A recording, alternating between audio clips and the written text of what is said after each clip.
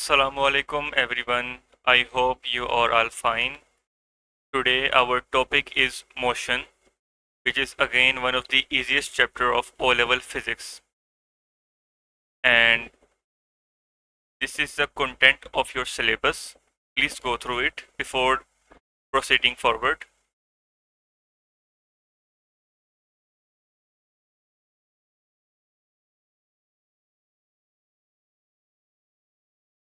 I hope कि आपने syllabus को एक दफ़ा देख लिया होगा। तो अब हम ये चैप्टर शुरू करते हैं। तो the first one is what is speed. Speed is a distance travelled per unit time. अब बच्चों ये तो बहुत मशहूर फार्मूला है, ये आपको पहले भी शायद पता होगा। तो speed is equal to distance over time, ये मैंने यहाँ पे भी फार्मूला लिखा हुआ है। और बच्चों इसका जो जो यूनिट्स होते हैं ना, वो डिपेंड करते हैं कि डिस्टेंस का यूनिट क्या है और टाइम का यूनिट क्या है। For example if we have the distance in metres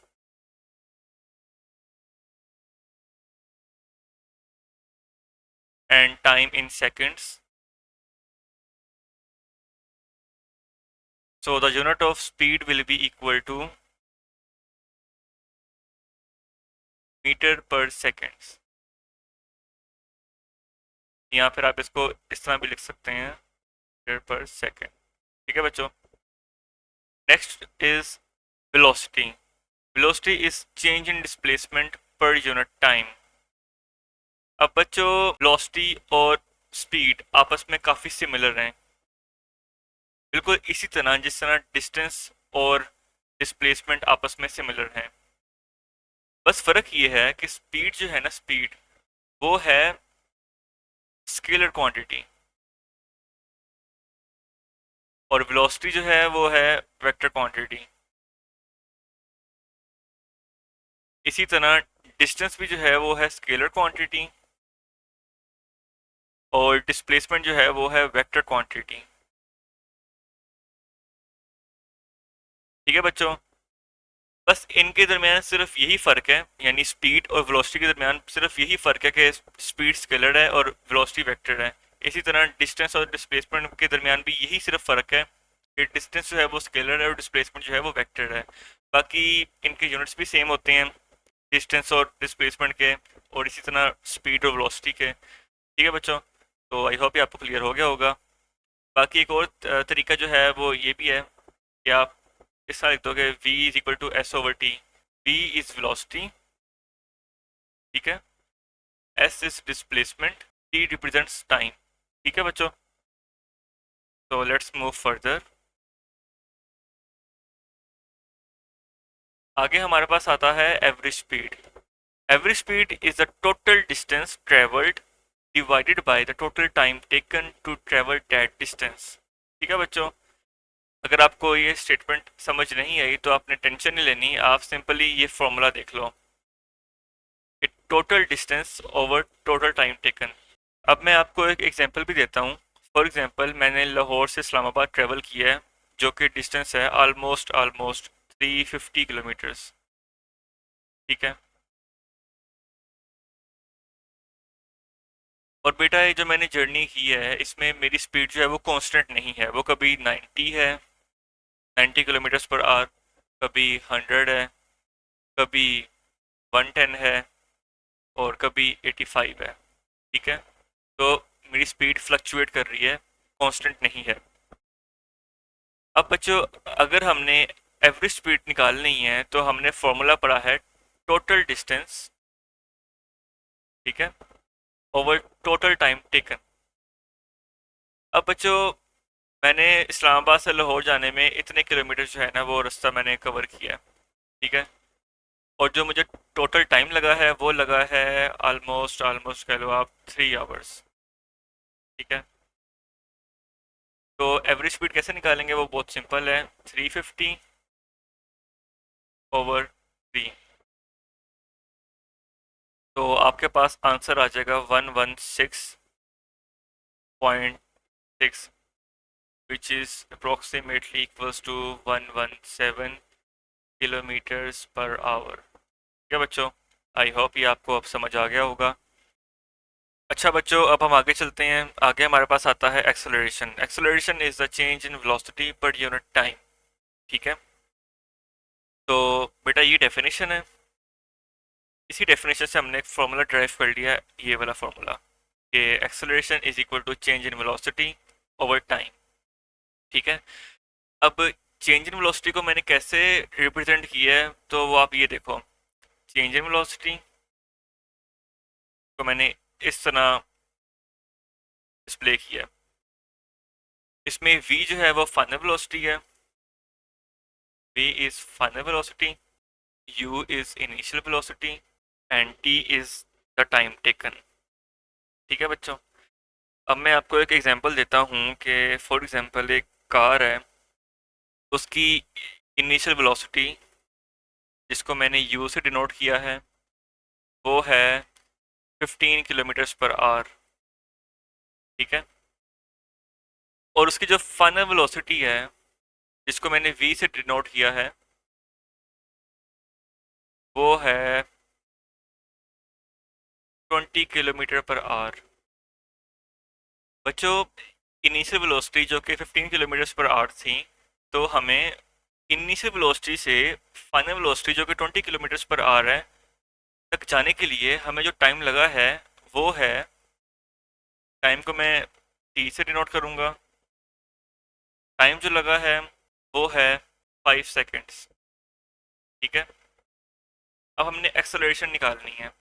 acceleration will be equal to, final velocity 20 है, इनिशियल वेलोसिटी 15 है, टाइम टेकन जो है वो 5 सेकेंड्स है, तो a will be equal to 5/5 which is equal to 1 metre per second square. तो I hope ये आपको एक्सेलरेशन का कॉन्सेप्ट भी समझ आ गया होगा। तो हम अब आगे चलते हैं। Next is uniform acceleration. Uniform acceleration means the rate of change of velocity, यानी acceleration is constant over time. Uniform का मतलब ही कांस्टेंट होता है। कांस्टेंट यानी जो फ्लक्चुएट नहीं कर रहा। ठीक है, अच्छा बच्चों, अब हमारे पास कुछ एग्जांपल्स भी हैं इस कॉन्सेप्ट को समझने के लिए। Number one, a car speeding up at a constant rate means if a car increases its speed by 5 meter per second every second, it is accelerating uniformly। बच्चों, इसमें यूनिफॉर्म एक्सेलरेशन इस तरह हो रही है कि हर सेकंड में ना, एवरी सेकंड, हर सेकंड में स्पीड जो है वो 5 मीटर पर सेकंड से बढ़ रही है। ठीक है, ऐसा नहीं हो रहा कि पहले स्पीड जो है, फर्स्ट सेकंड में स्पीड जो है वो 5 मीटर पर सेकंड से बढ़ रही थी, और दूसरे सेकंड में वो 3 मीटर पर सेकंड से बढ़ रही थी, तीसरे सेकंड में वो 6 मीटर पर सेकंड से बढ़ रही थी। ऐसा नहीं हो रहा। अगर ऐसा हो रहा होता तो इसका मतलब ये है कि जो एक्सेलरेशन है वो नॉन यूनिफॉर्म है। ठीक है, ऐसा नहीं हो रहा। हो यहाँ पे ये रहा है कि हर सेकंड में, चाहे फर्स्ट हो, चाहे सेकंड हो, चाहे थर्ड हो, स्पीड जो है 5 मीटर पर सेकंड के से ही बढ़ रही है। ठीक है, उसका मतलब है कि जो हमारी एक्सेलरेशन है वो कांस्टेंट है। इसी तरह एक दूसरी एग्जांपल ये है कि free fall, neglecting air resistance. हम लोग एयर रेजिस्टेंस को इग्नोर कर रहे हैं समझने के लिए। फ्री फॉल में होता ही है कि an object falling under gravity near the earth surface accelerates at about 9.8 metre per second square. This is uniform acceleration. बच्चों, ये जो लिखा हुआ है ना, ये है एक्सेलरेशन। ठीक है, जब कोई ऑब्जेक्ट अर्थ की सरफेस के पास आ जाता है तो वो इस यूनिफॉर्म एक्सेलरेशन के थ्रू वो नीचे गिरता है। एक्सेलरेशन जो है ना उसकी सिर्फ यही रहती है, उसकी एक्सेलरेशन सिर्फ और सिर्फ 9.8 सेकंड ही रहती है, sorry 9.8 metre per second square ही रहती है। वो चेंज नहीं होती। वो ये नहीं होता कि फॉर एग्जांपल मैं अगर आपको समझाऊं कि इस हाइट में उसकी एक्सेलरेशन 10 हो गई, इस हाइट में 7 हो गई, इस हाइट में 11 हो गई, तो ऐसे नहीं होता। हर हाइट में जो है उसकी एक्सेलरेशन कांस्टेंट रहती है। इधर भी 9.8 रहेगी, इधर भी 9.8, इधर भी 9.8। ठीक है, वो चेंज नहीं करेगा। इसलिए यहाँ पे यूनिफॉर्म एक्सेलरेशन हो रही है। फिर आगे इससे ऑपोजिट चीज़ आती है, वो है non uniform acceleration. Non uniform acceleration का मतलब ये है, नॉन यूनिफॉर्म का मतलब ये है कि नॉट कांस्टेंट। इसमें जो एक्सेलरेशन है वो फ्लक्चुएट करती है, कांस्टेंट नहीं रहती। Non uniform acceleration means the rate of change of velocity यानी एक्सेलरेशन वेरीज ओवर टाइम, ठीक है, चेंज करती है over over time. For example a car in traffic, if a car speeds up slows down then speeds up, अगर यहाँ पे उसकी speed, अगर वो कार स्पीड्स अप करती है for example 5 metre per second square, बाद में फिर वो स्लो डाउन करती है यानी -3 मीटर पर सेकंड स्क्वायर। मैं एक्सेलरेशन की बात कर रहा हूँ, मैं स्पीड नहीं बता रहा आपको, मैं एक्सेलरेशन बता रहा हूँ, इसलिए मैं साथ माइनस का साइन लगाया हुआ है, माइनस और प्लस का, क्योंकि एक्सेलरेशन जो है वो वेक्टर क्वांटिटी है। फिर स्पीड अप, तो कह लो आप +8 किलोमीटर पर आवर या मीटर पर सेकंड स्क्वायर, जो कि हम लेके चल रहे हैं यूनिट। तो इसका मतलब ये है कि जो एक्सेलरेशन है वो फ्लक्चुएट कर रही है, वो कांस्टेंट नहीं है, इसलिए हम इसको नॉन यूनिफॉर्म एक्सेलरेशन कहते हैं।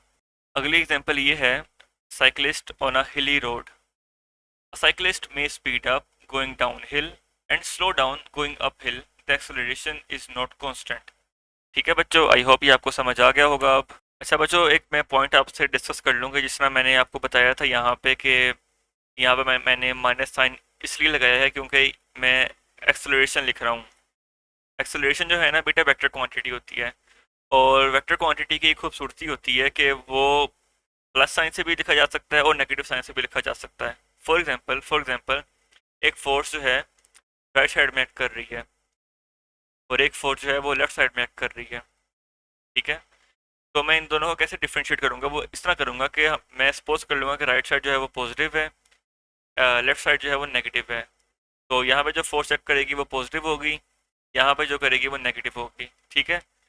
इसी तरह एक्सेलरेशन में भी यही होता है कि जब गाड़ी स्पीड अप करती है तो एक्सेलरेशन पॉजिटिव हो जाती है, जब गाड़ी डीसेलरेट करती है, स्लो डाउन होती है, तो वो नेगेटिव हो जाती है एक्सेलरेशन।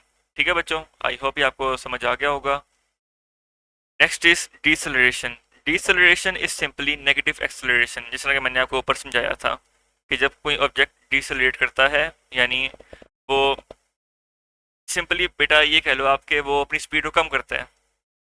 फॉर एग्जांपल एक गाड़ी है, उसने ब्रेक अप्लाई की, तो अब उसकी जो एक्सेलरेशन है ना, एक्सेलरेशन वो हो जाएगी -3 metre per second square.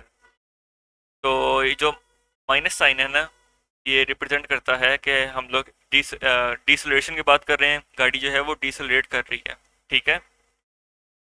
It occurs when an object slows down, for example brake लगाना, that is decreasing velocity.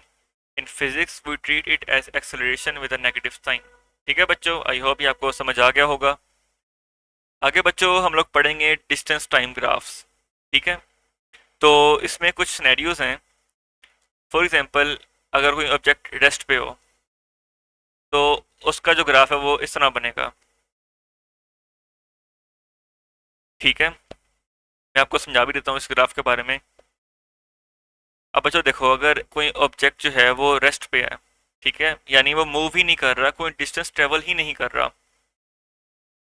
For example अगर मैं 30 सेकंड्स पे जो है ना रेस्ट पे आया था अपनी गाड़ी में, मेरी गाड़ी गाड़ी जो है वो रुक गई थी 30 सेकंड्स में, टाइम चलता आ रहा है। जैसे मैं घर से निकला, फॉर एग्जांपल मैंने स्टॉप वॉच ऑन कर दी, जैसे ही 30 सेकंड्स आए मैं किसी किसी जगह रुक गया, ठीक है।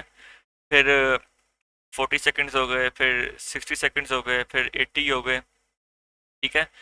मगर मेरा डिस्टेंस जो है ना वो कांस्टेंट है।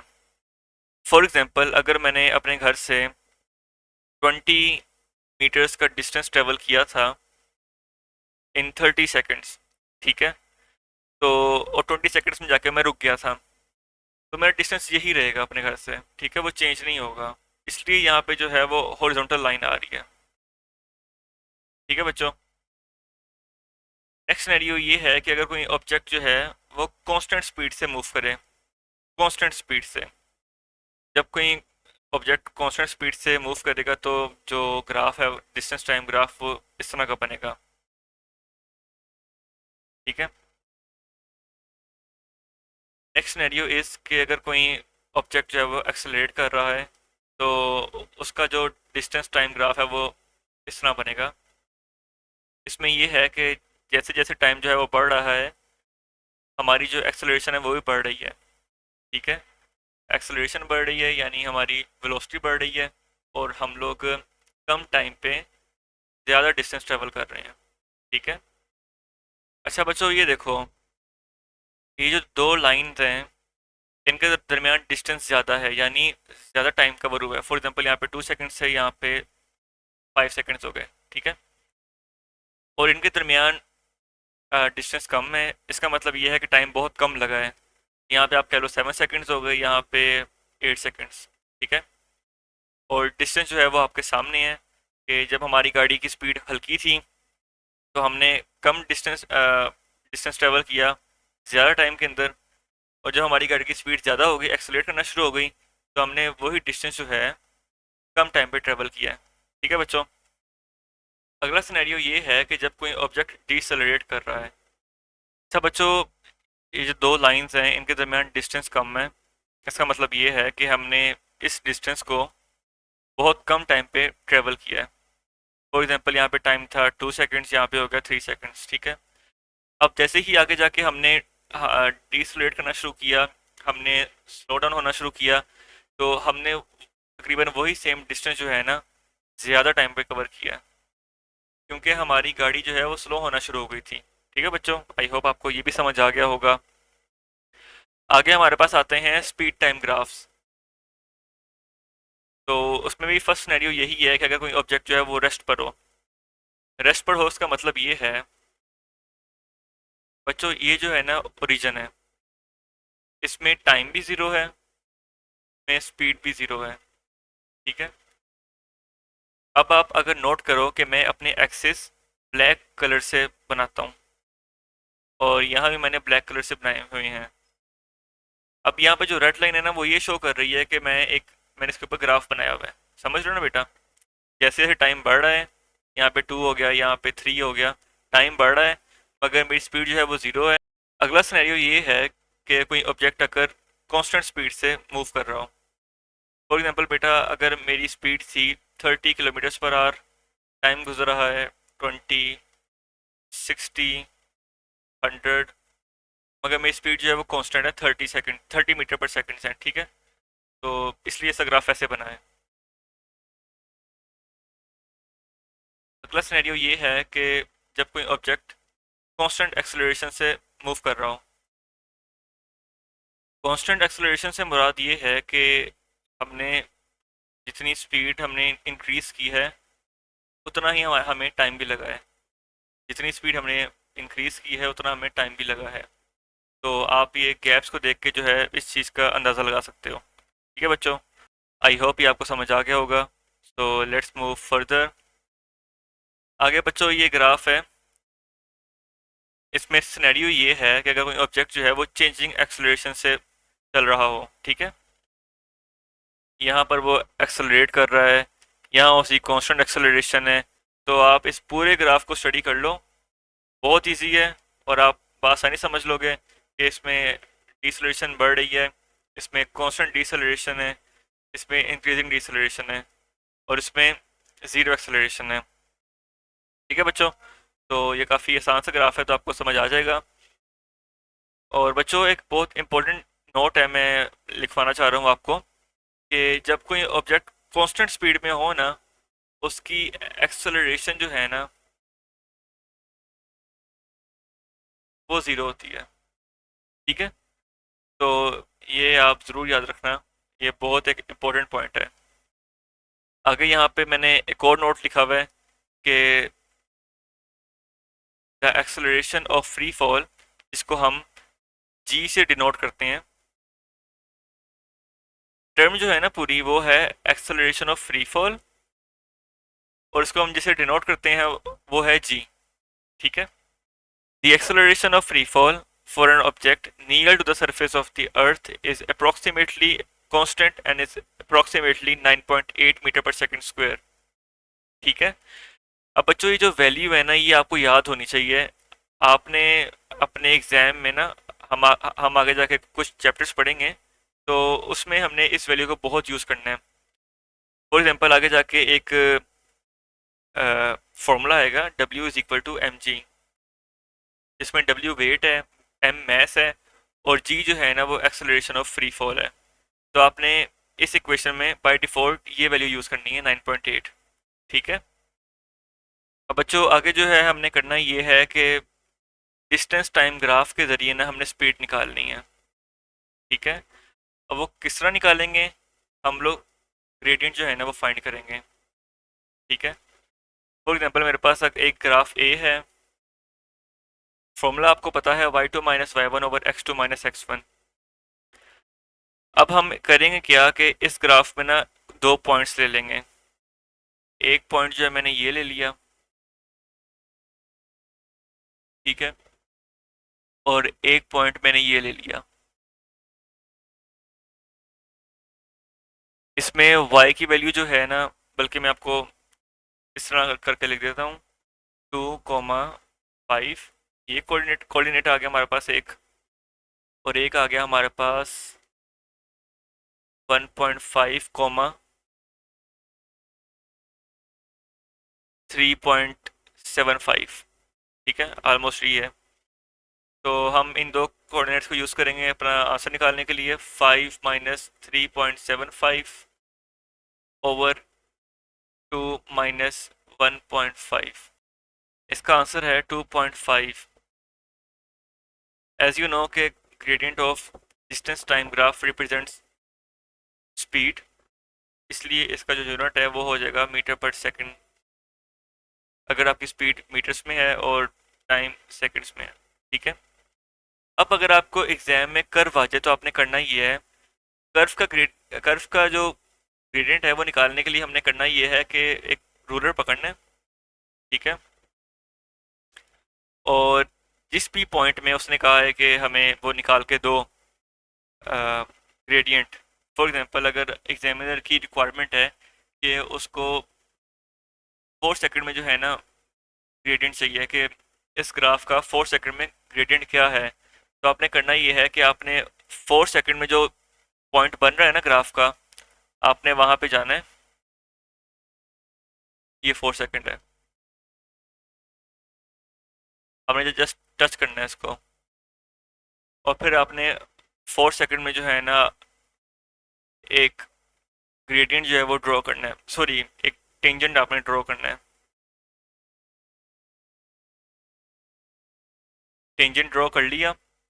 अब आप इसमें से जो है ना दो पॉइंट्स लो। फॉर एग्जांपल मैं एक ये पॉइंट ले लेता हूँ और आप एक ये पॉइंट ले लो। ठीक है। ये है 5.5 कॉमा 6 और ये पॉइंट है 3,1। Full graph B.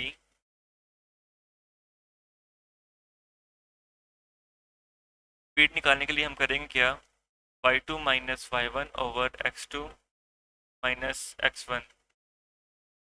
4 सेकंड में हमारे पास जो स्पीड आ रही है वो है 2 मीटर पर सेकंड। ठीक है। तो बच्चों मैंने आपको समझा दिया है कि अगर आपके पास स्ट्रेट लाइन का ग्राफ आए तो आपने कैसे निकालना है ग्रेडियंट। इसी तरह अगर आपके पास एक कर्व शेप ग्राफ आए तो आपने कैसे ग्रेडियंट निकालना है, तो वो मैंने आपको समझा दिया है। ठीक है बच्चों, आई होप आपको समझ आ गया होगा। अगला है calculate the area under a speed time graph to determine the distance travelled.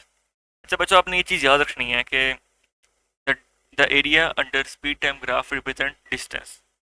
ठीक है। तो हम करेंगे क्या कि ये हमें एक स्पीड टाइम ग्राफ गिवन है, ये हमें एक स्पीड टाइम ग्राफ गिवन है। अब हम इस स्पीड टाइम ग्राफ का जो नीचे, इसके नीचे जो एरिया है ना, हम उसको कैलकुलेट करेंगे। तो आप फिर मुझे फॉलो करो कि कैसे कैलकुलेट करना है। फर्स्ट ऑफ ऑल हम लोग पहले तो एक सेक्शन का एरिया निकालेंगे। ये एक ट्राइंगल है, ट्राइंगल का एरिया होता है 1/2। ट्राइंगल के एरिया का फॉर्मूला होता है 1/2 बेस इंटू हाइट। तो बेस है 10, हाइट जो है वो 15 है, तो यहाँ से हमारा एरिया आ जाएगा 75। ठीक है। अब हम बी का एरिया निकालेंगे। तो ये एक रेक्टेंगल है, तो आपने करना ये है कि पहले तो 20 - 10 करना है ना, ताकि आपके पास ये विड्थ आ जाए। अब ये ना करना कि 20 को मल्टीप्लाई कर दो डायरेक्टिंग, ऐसा नहीं करना। 20 - 10 करना है ताकि ये विड्थ आए। और ये हमारे पास जो है वो लेंथ है, तो आपने मल्टीप्लाई कर देना आपस में। 10 मल्टीप्लाई बाय ये 15 है, 15 विच इज इक्वल टू 150। अब बात रहेगी सी की। तो सी जो है वो एक है ट्रेपीजियम है, तो इसका फॉर्मूला होता है 1/2 into sum of parallel sides 15 plus 25।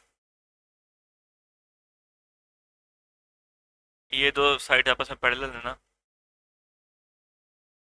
Multiply by height. Height जो है वो ये है, और हाइट जो है वो 30 माइनस 20 है, वो भी 10 है, यानी हमारे पास आंसर आ जाएगा 200। अब आखिरी रह गया डी का एरिया निकालना। तो डी भी एक ट्राइंगल बना हुआ है, तो 1/2 इंटू इसकी बेस जो है ना, बेस वो है 50 माइनस 30 यानी 20, मल्टीप्लाई बाय हाइट जो है वो 25 है, तो ये 250 आ गया। अब हम इन सब को टोटल कर देंगे आपस में। That is 75 plus 150 plus 200 plus 250, total answer हमारे पास आ रहा है 675। ठीक है बच्चों, तो हमने इस स्पीड टाइम ग्राफ को फॉलो किया। इस स्पीड टाइम ग्राफ के अंडर जो एरिया था हमने उसका मैग्नीट्यूड निकाला। मैग्नीट्यूड जो है वो हमारे पास आ गया 675। ठीक है, तो स्पीड जो है वो मीटर पर सेकंड्स में है, तो इसका मतलब ये है कि जो डिस्टेंस है ना वो भी मीटर्स में होगा। ठीक है बच्चों, आई होप ये आपको क्लियर है। अब बच्चों, जिस तरह हमने इस डिस्टेंस टाइम ग्राफ को यूज़ करते हुए स्पीड निकाली थी ग्रेडियंट निकालने के बाद, क्योंकि डिस्टेंस टाइम ग्राफ का जो ग्रेडियंट होता है वो रिप्रेजेंट करता है स्पीड को, इसी तरह बेटा, बिल्कुल इसी तरह the gradient of speed time graph represents acceleration. ठीक है, तो ये बिल्कुल सेम ग्राफ है जो मैंने ऊपर भी ड्रॉ किया हुआ है। तो बेटा, जिस तरह हमने यहाँ पे ग्रेडियंट निकाला था और जो स्टेप्स फॉलो किए थे, इसी तरह वही स्टेप्स जो हैं वो आपने यहाँ पे भी फॉलो करने हैं। ठीक है, छोटी सी समरी है वो, आपको आपके आसानी के लिए मैंने यहाँ पे लिख दी है ताकि आपको याद हो जाए कि gradient of distance time graph represent speed, gradient of speed time graph represent acceleration, इसी तरह area of speed time graph represent distance. तो बच्चों, ये आपको याद होना चाहिए, और मैंने टेबल इसलिए बनाया ताकि आपको याद करने के लिए आसानी हो। बट स्टिल मैं आपको कुछ शॉर्टकट्स बताता हूँ जिसके ज़रिए आपको इंशाल्लाह ये याद करने में आसानी होगी। वो ये है कि बेटा देखो, स्पीड का फॉर्मूला होता है डिस्टेंस ओवर टाइम, ऐसा ही है ना।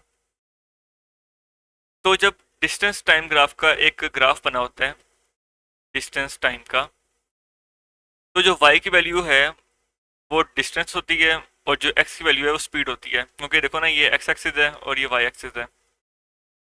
ठीक है, तो जब हम लोग y ओवर x करते हैं, फॉर एग्जांपल ग्रेडियंट निकालते हुए y2 minus y1 over x2 minus x1, बेटा देखो ना, एक तरह से ये y ओवर x ही हो रहा है ना। इसी तरह जिस तरह डिस्टेंस को y रिप्रेजेंट कर रहा है और टाइम को x रिप्रेजेंट कर रहा है, तो हम लोग यहाँ पे क्यों नहीं लिख देते कि y ओवर x लिख दिया। तो y ओवर x क्या होता है, ग्रेडियंट। तो इस तरह आपको याद हो जाएगा कि अगर हमारे पास डिस्टेंस टाइम ग्राफ आता है, तो उसका जो ग्रेडियंट होता है वो रिप्रेजेंट करता है स्पीड को। ठीक है, बिल्कुल इसी तरह अगर हमारे पास स्पीड टाइम ग्राफ आए, तो स्पीड टाइम ग्राफ में यहाँ टाइम होता है, यहाँ स्पीड होती है, ये वाई एक्सिस, ये एक्स एक्सिस। तो वाई ओवर एक्स क्या रिप्रेजेंट करता है, स्पीड ओवर टाइम क्या हमें देती है। अगर मैं स्पीड की जगह वर्ड यूज़ करूँ वेलोसिटी का, चेंज इन वेलोसिटी का, v minus you, change in velocity, final velocity minus initial velocity over time. तो ये हमें क्या बताता है, ये किसका फॉर्मूला है? ये बेटा फॉर्मूला है एक्सेलरेशन का। ठीक है, मैं आपको एक दफ़ा फिर से एक्सप्लेन कर देता हूँ कि फॉर एग्जांपल अगर हमारे पास ये एक ग्राफ आया हुआ है, स्पीड टाइम ग्राफ, ठीक है, ये ऐसा ये टी है, ये एक ग्राफ बना हुआ है, हमने एक वैल्यू ली ये, एक ली ये, ठीक है, तो ये रिप्रेजेंट करता है चेंज इन वेलोसिटी या चेंज इन स्पीड, ये रिप्रेजेंट करता है चेंज इन टाइम। तो change in velocity over time क्या रिप्रेजेंट करता है? एक्सेलरेशन।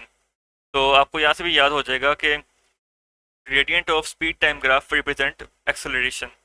ठीक है, सेकेंडली, बल्कि लास्ट चीज़ ये है कि देखो, फॉर्मूला है speed is equal to distance over time, ऐसे ही है, डिस्टेंस इज इक्वल टू, वहाँ जाके आप मल्टीप्लाई कर दो, स्पीड इनटू टाइम। ठीक है, distance is equal to speed into time. इसी तरह अगर हमारे पास एक ग्राफ हो, स्पीड टाइम ग्राफ, ये एस है और ये टी है, और हमारे पास कोई सी भी शेप हो, चाहे ये बन रही हो, फिर ये बन रही हो, जैसी मर्जी शेप हो, ठीक है, तो आप इस तरह याद कर लो कि जहाँ हमने इन दोनों को, एक्स और वाई को मल्टीप्लाई करना है ना, एक्स और वाई को मल्टीप्लाई करना है, एक्स जो है वो स्पीड है, सॉरी एक्स जो है वो टाइम है, एक्स टाइम है और वाई स्पीड है। तो जब आप मल्टीप्लाई करते हो स्पीड और टाइम को आपस में, यानी वाई इंटू एक्स, तो हमारे पास डिस्टेंस आता है। तो इससे बच्चों आपको याद करने में आसानी होगी कि जो एरिया है under the speed time graph, वो रिप्रेजेंट करता है एरिया को। ठीक है बच्चों, तो ये हमारा चैप्टर जो है वो कम्प्लीटली एंड हो गया हुआ है। तो आई होप ये वीडियो आपको बहुत हेल्पफुल साबित हुई होगी इंशाल्लाह। तो बेटा प्लीज़ मेरी इस वीडियो को लाइक करें और अपने फ्रेंड्स के साथ शेयर करें, और मेरे चैनल को भी प्लीज़ सब्सक्राइब करें और उसको भी अपने फ्रेंड्स के साथ शेयर करें। और कोई क्वेश्चन वगैरह हो तो आप प्लीज़ कमेंट बॉक्स में ज़रूर पूछें। इसके अलावा कोई सजेशन हो आपके पास मेरे लिए कि मैं अपनी वीडियोस को कैसे बेहतर बना सकूं, तो प्लीज़ वो भी मुझे कमेंट बॉक्स में लिख कर दें। Thank you so much.